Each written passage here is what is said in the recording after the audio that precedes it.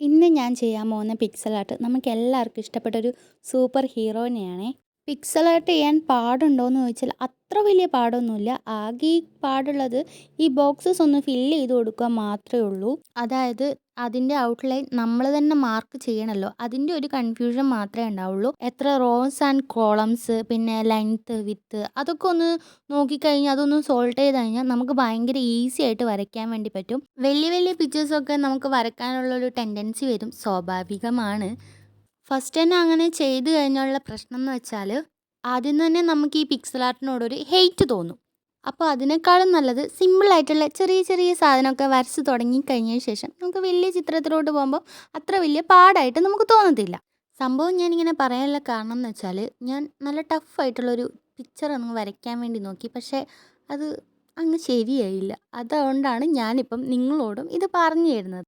അപ്പോൾ ഈ ഒരു വീഡിയോ ഇഷ്ടപ്പെട്ടിട്ടുണ്ടെങ്കിൽ ലൈക്കും സബ്സ്ക്രൈബും ചെയ്യാൻ മറക്കണ്ട. അടുത്തത് എന്താ ചെയ്യേണ്ടതെന്ന് വെച്ചാൽ കമൻറ്റ് ബോക്സ് ചെയ്താൽ മതി. Okay, by.